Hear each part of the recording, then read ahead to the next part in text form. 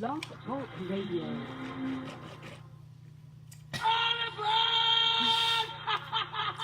Don't touch me. I'll beat your brains out. You believe in miracles? I mean, you can take a knee and try a 56-yard field goal. This is not Detroit, man. This is the Super Bowl. Let's get ready to rumble. I'm Sonny Liston. I'm Jack Dempsey. There's no one like me. I'm from Nairclaw. There's no one that can match me. My style is impetuous. My defense is impregnable. And I'm just ferocious. I want your heart. I want to eat his children. Down goes Frazier.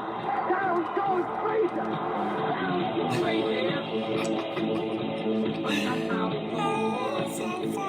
California. The big game over Stanford. I think that the NFL knows what Randy Moss has done with marijuana, and I think the NFL knows what Randy Moss does with marijuana. Playoffs? Go talk about it. Playoffs? You kidding me? Playoffs? I just hope we can win a game. Good morning. And thank you for joining me. Top of the morning. Those of you already on Facebook Live, the millions obviously listening around the world on Blog Talk Radio, and also those of you on Instagram, welcome. This is Tough Love live from Hollywood, California. I'm laughing so hard because already in Facebook, of course, Chad and Dino are already there. Who Dat Nation, Saints fans, just ready to pile on. You guys are going to be wildly disappointed because shit happens. It is what it is, I will get to that.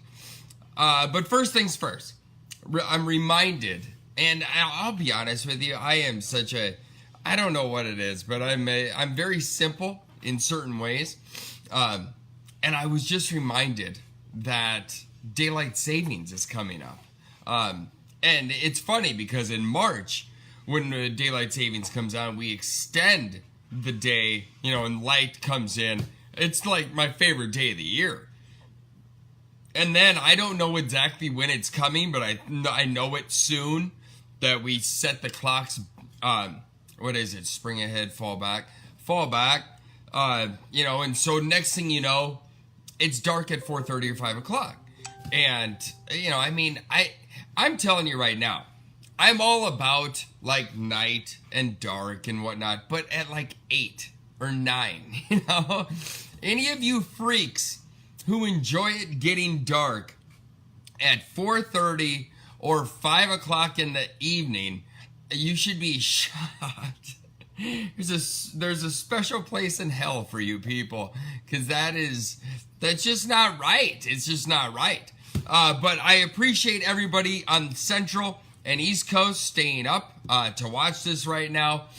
Also, a very quick shout out to Boston Red Sox, and it's not the shout out that you want. Fuck you, Boston. How about that? Here's the thing. I appreciate, which I have said thousands of times on this show, all of you know my man love for Tom Brady. But when it comes to the Red Sox, fuck you. We've won 4 championships, since 04. Here's the deal, and don't get me wrong, against the Dodgers, who's actually a team that spent more money than you. Wow, that's impressive. But that's the thing. Baseball should be 6 to 8 teams, and that's it. If you're not going to implement a salary cap, then what the fuck is it good for? Who fucking cares? Great, so you spent the most money. Yeah, you should be there. And if it's you, number 3, versus the number 1 team, well then, yeah, have fun. LA, Boston, who fucking cares outside of LA and Boston? It makes zero sense to not have a salary cap or constrict. Get rid of the small market teams. Who cares?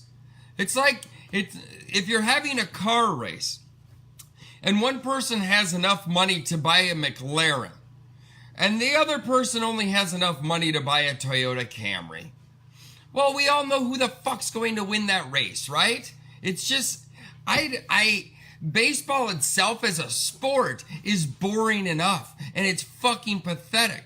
So to have it set up the way it is, whatever, it's like, and the worst part about it is people from those cities, Boston, New York, LA, the teams that spend the most money, it's like the hot chick who, just thinks she's so great because she's hot, but she doesn't realize she's just lucky. She won the genetic lottery. That's it. She did nothing to get where she is aside from being hot. Like if she had a snaggletooth, she wouldn't be where she is. And so all you people from Boston be like, oh, we're so great. It's like you just live there. You were lucky enough to be born there. You didn't do shit. Oh, we won. No, the Red Sox won. You didn't do shit to do anything about it. Trust me, if the Twins were in it, I'd be like, hey, we won. It's just like, it's so convoluted. That is why I love the NFL. Not only is it the best sport on the planet, but it's also the best ran. Salary cap is everything. And if you don't have a salary cap, well then, it's just like, of course, if you are Boston or LA or Chicago and you're not in the World Series, you're fucking terrible. You don't know what you're doing. Hold on. Dino says LA beat themselves, just like the Vikings. The Vikings did beat themselves. And I will get to that right now. So to end, Boston, suck a dick. All you big market teams in baseball who think you're so great, and it's not even the teams. Good for the teams. It's the fans who don't realize you're just lucky to be born in a certain city. Boston fans, you could have been born in Boise, right? Just don't be fucking stupid. Just wake up. All right. It just bothers me. It's like, beat it. Just beat it. You didn't do shit. So anyway, moving on. Great NFL Week 8. I know there's people on Facebook Live who want to see me make excuses, but I will say this.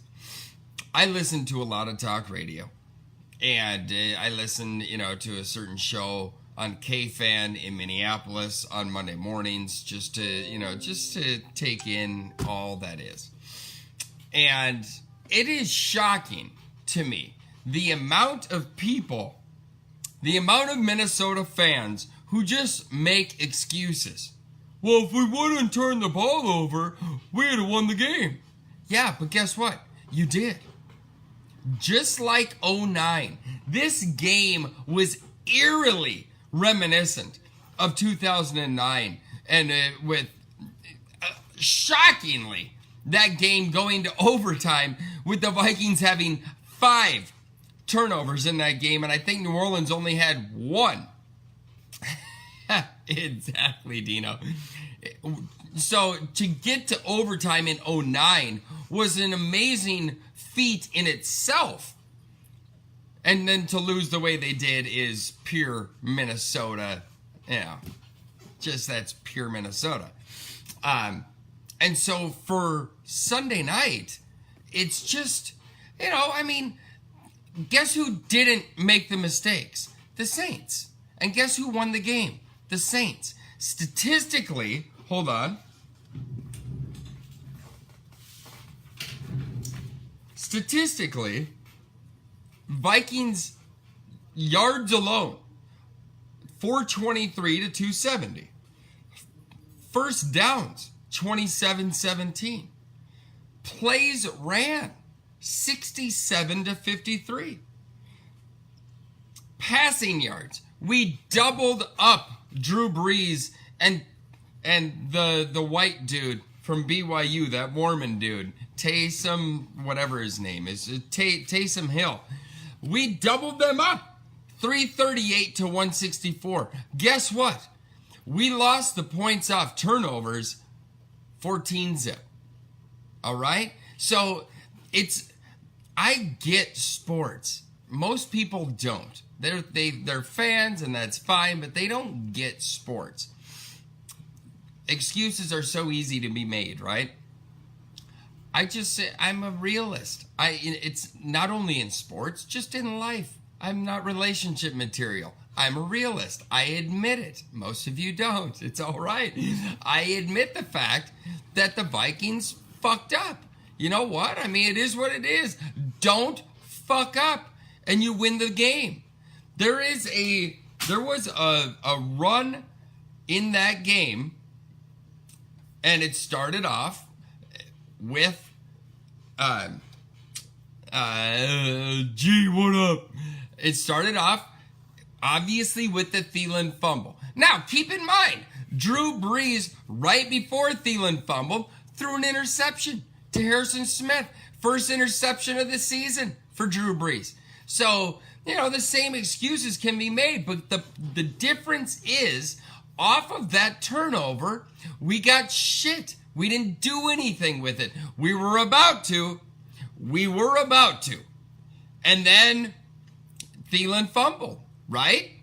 And so not only did Thielen fumble, and the Saints and Marshawn Lattimore take it down and almost score, and then Treadwell, what the fuck was he thinking?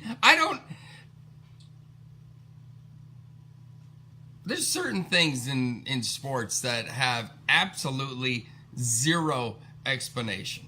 Zero. And Laquan Treadwell taking his fucking helmet off and throwing it for what I know. Why? Why did you do it? Nobody knows. Why? And he just chucks it 15 yards extra. So next thing you know, Saints are set up. Not only did they get the pick or the fumble return for 50 yards, but tack on that extra 15 because Treadwell's a fucking idiot. It's shocking to me. It really is. And I'm the biggest Treadwell apologist on the planet. And it's wearing thin. It's wearing thin. Love you, G. Oh, no. Oh, anyway. So, not only did that happen, right? And instead of going into the half, possibly up by 10, because it sure as shit looked like they were going to score a touchdown, the Vikings that is, and go in 20-10, all of a sudden you're down 4, and it's 17-13 going into half. Which, hey, shake it off, and go into half, regroup, and figure it out, right? Well, that didn't happen. Instead, here's the thing. The Vikings, and I want to say it was the first touchdown I don't remember. First or second touchdown. They go for it on the fourth down, and, they get it. Stephon Diggs, boom, toe drag, rock and roll. So they come out in the second half. Now, keep in mind, that was on the 1 or the 3, whatever it was, right? They were in Saints territory to where as if they turned the ball over, well, then the Saints would have to go 97 or 99 fucking yards, whatever it was. To start the third quarter, Vikings get the ball, and they've got a 4th and 1 on their own 45. On their own 45-yard line. And they end up going for it, which, you should be able to get a yard, right?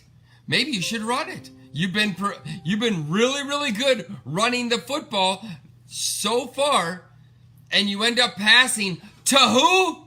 Laquan Treadwell. Again, he's not terrible, but you've got Diggs, you've got Thielen, you've got Rudolph. What are you doing? And it falls incomplete. Marshawn Lattimore And the next thing you know, they go down, they get a field goal. Drew Brees throws that, whatever you want to call it, the intentional grounding, pressure by Danielle Hunter, and so they have to kick a field goal. That's fine. So you're down 20-13. All is not lost yet, right? It's okay. And again, the Vikings set it up, and they end up, shooting one to Diggs, first down. 2nd and 8. Cousins under pressure. And, I will say this, and I'm pretty positive, what's his face? Diggs admitted to. Diggs was in the wrong. Anytime a quarterback is rolling out, I mean, unless you guys have telekinesis, you do not all of a sudden reverse course and shoot back. That's just it's not what you do. Guess who didn't shoot back and reverse course? PJ Williams. He kept running. Cousins threw it right to him. Pick 6, he's gone. He's gone. And then it starts getting tough. Because there you go. That's 2 touchdowns off 2 turnovers. And it's 27-13. And again, keep in mind, it's the 3rd quarter. All is not lost. You've still got time. But the next possession, Vikings, again, they moved the ball at will against the Saints defense. They ran the ball when they did. They should have ran it a lot more than they did, but they were effective when running the ball. I think they averaged like 5 yards a carry, if I'm not mistaken. And so, they were effective moving the ball. It's just they kept shooting themselves in the foot. And after that pick 6, Vikings are moving, and it ends up getting sacked. Sheldon Rankins gets his 2nd sack of the game. Next thing you know, they got a punt. It's the end of the 3rd quarter. This is something that is so shocking to me. Vikings 3rd down defense. Saints went 4 of 9 on Sunday night, which obviously better than I think the 25% that the Vikings were giving up. But 4 of 9, whatever. That we were 5 of 10 against the Saints. But on 1st and 2nd down, that's the stat that needs to be a little bit tracked a little bit more. It's like, 3rd down, you got them out the field. Well, sometimes 2nd down can be beneficial too if you stop them on 2nd to actually get to the 3rd down. After that Vikings punt, the Saints went on a 15-play, 60-yard drive that lasted 8 minutes and 15 seconds. You know how many times they got to 3rd down on that 15-play drive? One. And that, my friends, was the last 3rd down there was. And then after that, they kicked that field goal, which took them 8+ minutes. So, yeah, Vikings 3rd down D, not bad. They had 5 or 6 converted 2nd down first downs in that drive. Think about that. The Vikings, all you had to do was get them off the field, and you couldn't do it. You could not do it. I mean, man. And then the Vikings, who need to let's go. They go on their own 13 play drive. See you tomorrow, G. Bam. They go on their own 13 play drive, which chews up 5 minutes. 13 plays. Guess how many of those plays were no huddle? Think about this. Think about it. 13 play drive. You're down by 17 points. 13 play drive. 3 3 plays were no huddle in 13. So much so that the announcers actually made reference like, they might want to hurry up. They might want to like pick up the pace. Like, yeah, no shit. No shit. Hurry up. Let's go.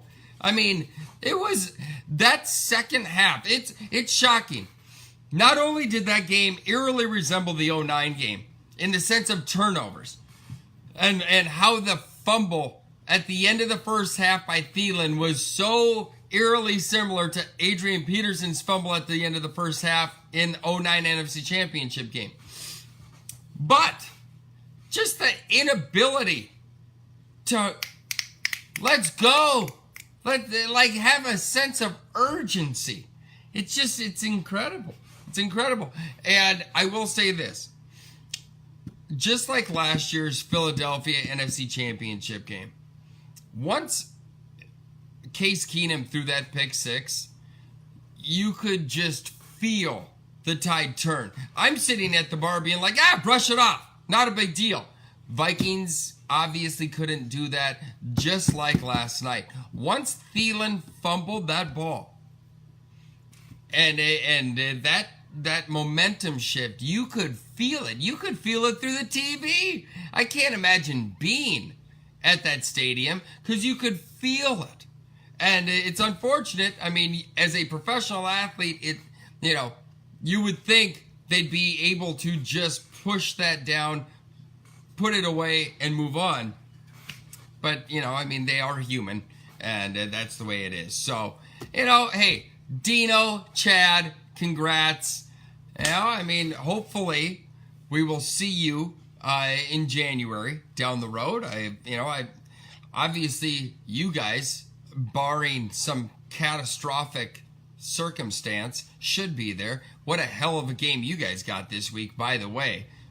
Saints at home against the Rams. And I'm telling you right now, the thing that's so amazing is that the Saints had on the road against the Ravens, on the road against the Vikings, home against the Rams, and then I think they have the Eagles, at Eagles.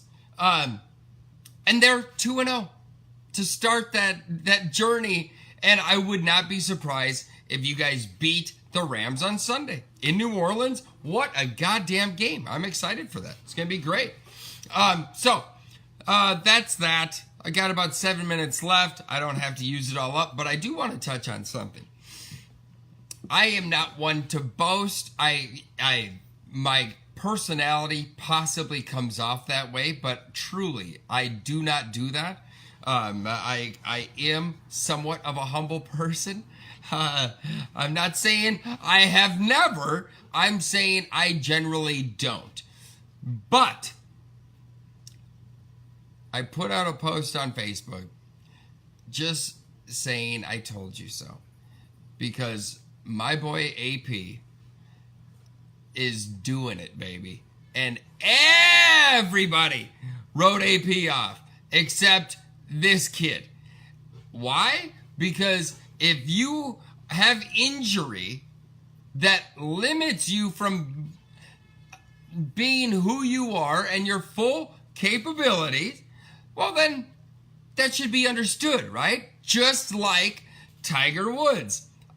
I told all of you, as long as Tiger, if he can ever get back to being healthy, Tiger's Tiger. And he will still be Tiger. It's not like he's going to forget how to fucking play golf, right? Adrian Peterson didn't forget how to run a fucking football. He just wasn't healthy. Guess what? AP's healthy, bitches. And I told you so. I told you so. And I'm sorry, but you know what? Sometimes I'm right.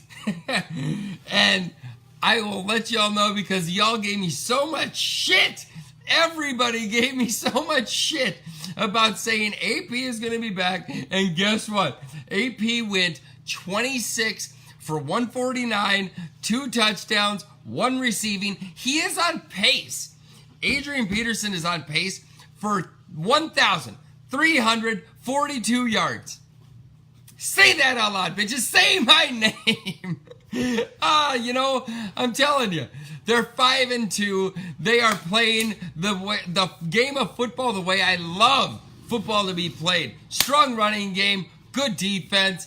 They are 5-2 and leading the NFC East, and I couldn't be more happy about it. Oh, and by the way, they traded with Green Bay today to get Clinton Dix to pair him with DJ Schweringer in that defensive backfield in Washington.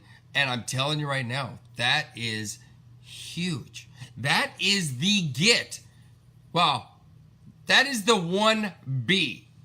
All right? That is the 1B. Washington getting Clinton Dix today from the Packers. Huge get. By the way, the Packers got rid of Ty Montgomery. Shipped him off to Baltimore. I think that fumble on Sunday against the Rams was, the nail in the coffin. They were like, F this dude. He's a free agent at the end of the year. He just cost us a chance to see Aaron Rodgers possibly come back to beat the Rams. Screw him. He's out. And so they shipped him to Ravens. What a game that was, by the way. Holy cow. Aaron Rodgers. I mean, you guys know how I feel about Aaron Rodgers. As a Vikings fan, it's blasphemous, but I don't care. I don't care. Dino, I won't settle down. Not yet. I got a little bit more to go. I've got 3.5 minutes. And, I guess I'll be settled. But I will say this. The trade of the day. The NFL trade deadline, by the way, was today, 4 o'clock Eastern, for those of you who didn't know. And aside from that, Clinton Dix, Ty Montgomery went, Demaryius Thomas went to Houston. There was a couple others here and there. But the biggest one, in my opinion, is Golden Tate, the Golden Taint, getting traded from the Lions to the Eagles. I hate the Eagles, but this is a really, really good move by the Philadelphia Eagles. Golden Tate reminds me a lot of Hines Ward for the teetering Hall of Famer Pittsburgh Steeler. Just a willingness to do what it takes to be done. Not only a great route runner and a good pass catcher, but a more than willing blocker. And I think Golden Tate, the addition of him to the Eagles, with Alshon Jeffrey on the other side, and Nelson Aguilar now doing what he does best in a third wide receiver role. I mean, Golden Tate and Alshon Jeffrey, that's a really, really strong squad. Golden Tate's going to be your possession guy. He can go and get you 8-10 catches a game. Alshon Jeffrey, obviously a willingness to go up and make the catch at the high point. It's really interesting what happened today. Philly's in a good position. Washington is in a good position. It's interesting what happened as a Viking fan in the NFC North, because the Detroit Lions are a game out of first place. They just traded for Snacks Harrison last week, and that just showed everybody like, oh, they're in. Seconds. And then all of a sudden they ship out Golden Tate. What are they doing? And Packers, Brent says it in Facebook right now. And Packers selling. They're a half game out of first. You have Aaron Rodgers. Like, you're getting rid of one of the better safeties in the league in Clinton Dix. I know he's going to be a free agent.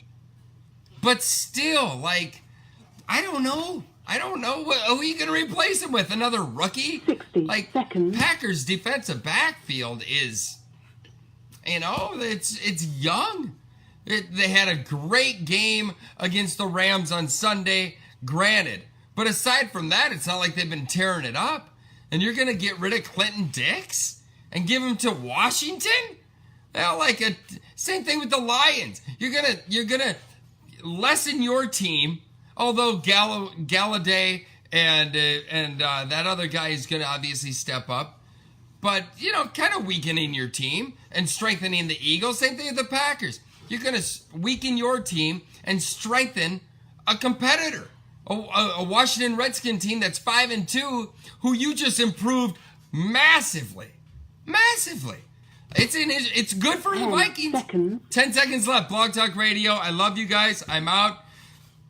Drive fast, take chances. I'll see you Sunday morning Facebook, Instagram. It's interesting to me. That's all I'm saying. It's interesting. As a Vikings fan, rock and roll. It's good for us. It's good for us. So, and anyway, I don't know. I think we're not in first. We're a half game out. So, anyway, thanks for tuning in. I appreciate it, guys. Facebook, Instagram. Have an awesome night. Drive fast, take chances. Tough love is out. I will see you Sunday morning. Ciao.